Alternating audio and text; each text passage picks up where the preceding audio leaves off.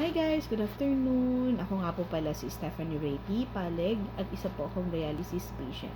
For today's video po, ikikwento ko sa inyo yung experience ko bilang isang dialysis patient at kung kailan po ako naging dialysis patient.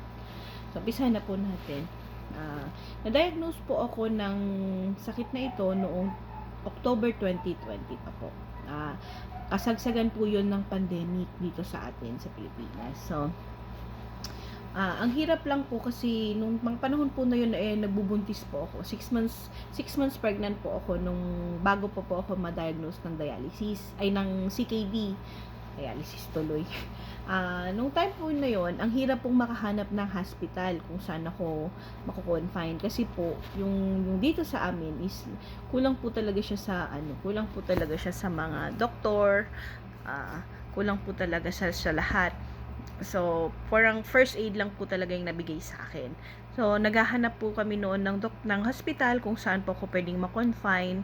Kasi po, pandemic nga po yun, ang hirap po kasi yung ibang hospital is lockdown.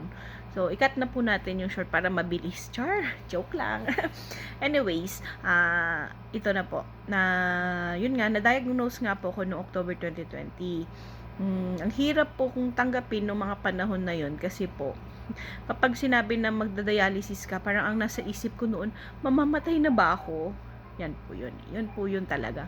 Pero once naman po na-explain sa inyo ng mga nephro nyo, ng mga doktor nyo, magiging okay naman na po lahat. Pero sa akin nun, hindi ko po talaga natanggap yung sakit ko. Siguro mga 3 months pa po bago ko po talaga na-accept na dialysis patient. Magdadialysis na po ako habang buhay. So, bago po mag-dialysis, in-explain naman po sa akin ng doktor ko. So, sabi po niya, meron namang paraan para hindi ka mag-dialysis kung gusto mong magpa-transplant ka or mag-undergo ng dialysis. Pero kailangan may donor ka pag magpapa-transplant ka, di ba po? Di ba yun?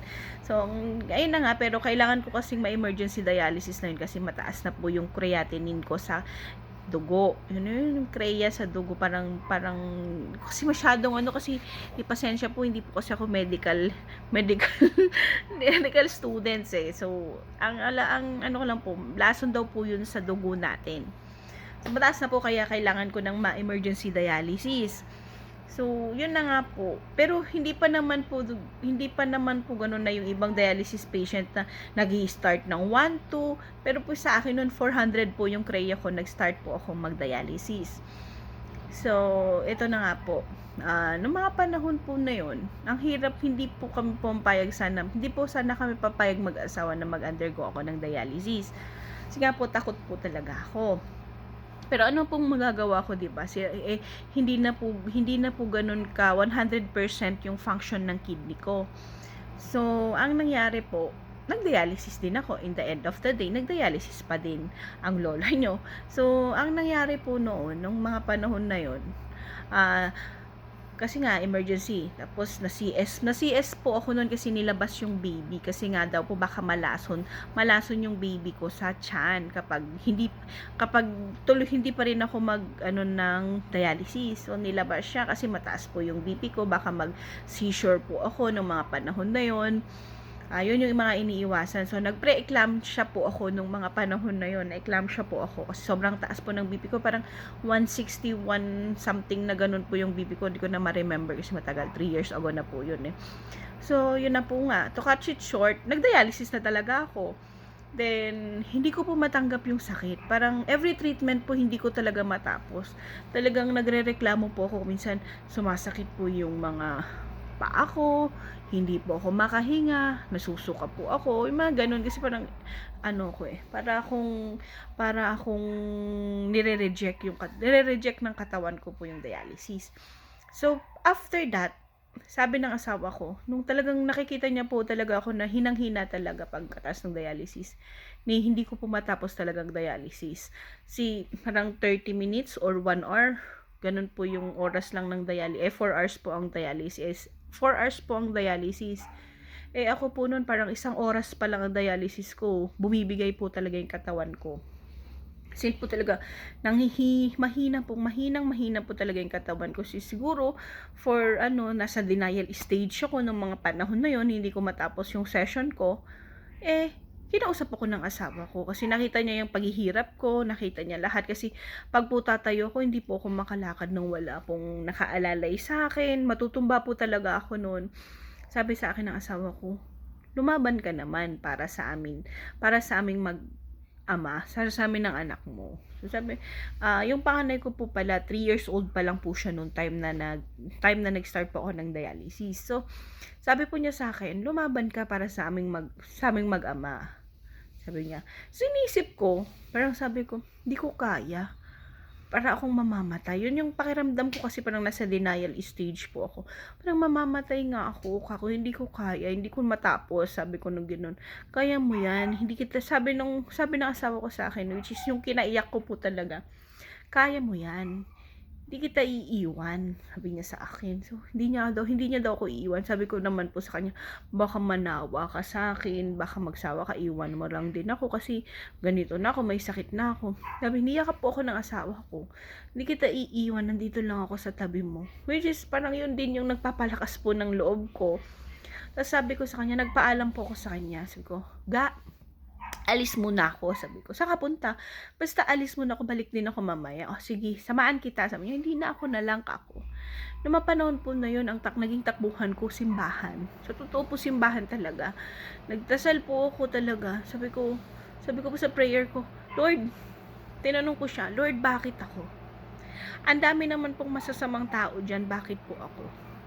Sabi ko po sa isip-isip ko, pero biro kung nagsalita siguro si Lord, tatakbo talaga ako. Sabi ko, nang bahala na yun. Pero joke lang. Para matama ka naman tayo, masyado seryoso Sabi ko, bakit ako? Sabi ko, Lord, bigyan mo pa po ako ng mahabang buhay. Kahit magdialysis po ako habang buhay. Basta makasama ko po yung mag-ama ko. Lalong-lalo po yung anak ko. Napakahirap po, Lord, Napakahirap po, Lord, na lumaki yung bata ng walang nanay or tatay sa tabi niya. Kasi po ako naramdaman ko Though meron akong kinilalang parents, which is nandiyan naman sila, pero iba pa rin talaga po yung tunay na parents mo, tunay na nanay mo at tatay mo na kasama mo. Kasi ako nandiyan naman sila. Hindi naman sila nagkulang sa pagpapalaki sa akin. Tumababa ako ng ganito po, di ba? Joke lang. Lumaki po ako na hindi ko kasama ang real parents ko. Yung nandito lang po is yung tiyahin ko po, which is yung tinatawag ko pong mama. Hindi naman po sila nagkulang sa akin. So, ayoko nang mangyari sa anak ko yun na hindi niya kasama yung parents niya. So, sabi ko po kay Lord, bigyan mo pa po ako ng buhay. Sabi ko, hanggang makagraduate po yung anak ko ng college. Sabi ko po, ayun po yung prayer ko. Hanggang po makagraduate po yung anak ko ng college. Kahit doon yun na po ako kunin. At least nakagraduate po yung anak ko ng college kako. Then, yun nga po, parang hanggang kakausap ko po sa kay Lord, naging okay po ako. Parang sabi pa po nung time na yun, gabi na po ako nakauwi, alalang-alala po yung asawa ko noon. Kasi yung caretaker po ata nung simbahan, ginising ho ako. Sabi, ma'am, sabi niya, ma'am, magsasara na po kami, gabi na po pala. Ay, ano oras na po ba, sir? Sabi ko na ganun. Ma'am, 7:00 na po ng gabi, kanina ka pa po dito, nakatulog ka na po. Sabi na gano'n. Katulog po talaga po ako sa simbahan. Parang paggising ko po noon, paglabas ko ng simbahan, parang ang gaan po ng pakiramdam ko. The following day, dialysis ko na. Parang nag-iba. Parang first time natapos ko yung 4 hours na session ko ng dialysis na yun, na natapos ko na walang aberya, walang kahit na ano, natapos ko talaga po lahat. Sabi ng asawa ko, very good ka, natapos mo yung dialysis mo, sabi niya sa akin. Bakit? Anong nakain mo? Wala, I pray. Sabi ko, nagpray lang ako kay Lord na palakasin niya ako. Sabi ko, tsaka nandyan ka, nagpapalakas ka sa nandyan si Zuriel, sabi ko, yung anak ko. Then, yun na po, tuloy-tuloy na hanggang sa inaccept ko nga, sabi ko nga po sa sarili ko, acceptance is the best medicine, di ba? Ganon. And positive thinking always. Huwag po tayong magne-negative. Then, today, ano ba na ngayon? September na po. Next month, 3 years na po ako sa dialysis. So, hindi ko naman po masabi na healthy ako. Pero, may trabaho pa rin po ako. So, may nagtatanong, may trabaho pa rin po ako. Kasi, sabi nga po nila, kapag dialysis patient ka daw, hindi ka na makapagtrabaho. Nagtatrabaho pa po ako. Anyway, mababait lang po talaga yung mga katrabaho ko kasi kapag po pumapasok po ako sa office, uwi ka na, magpahinga ka na lang. Yun po yung sinasabi nila sa akin. So, napaka-thankful po ako, napaka-bless ko kasi ang babait po ng mga katrabaho ko sa opisina. Sobrang babait, ang babait ng boss ko po, ang babait po talaga nila. So, ngayon po, sa diet naman, kung tatanungin nyo sa diet, sorry, sa diet naming mga dialysis patient, eat all you can. Joke lang. Ay, magalit sa akin. Pwede naman po sa amin lahat. Limit nga lang po lahat. Limit lang talaga.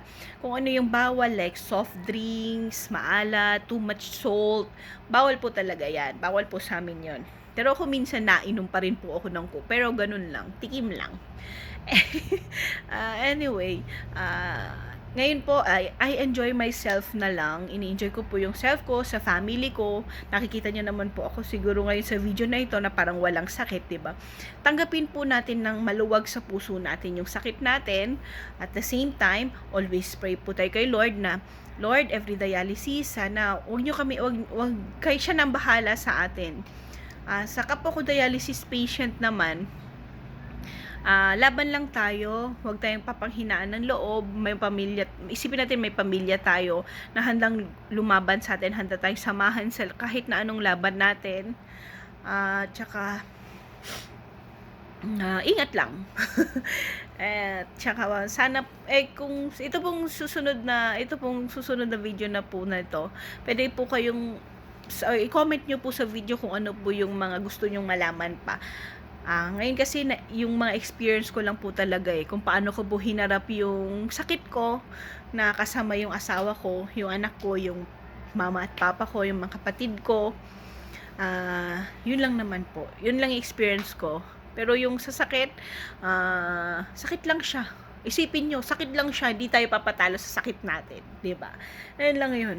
Lagi lang tayong magpakatatag. Lagi lang tayo magpakatatag sa sakit natin. At saka po yung ngayon pala, isa lang din po ang pinagsisisihan ko pala. Sana, nung mga malakas pa po ako, nung wala pa po akong sakit, sana hindi na ako kumain, hindi na ako sumobra sa mga paborito, sa mga kinakain. Kasi sabi nga po, diba, sobrang pagkain is masama. Actually, matakaw po talaga ako.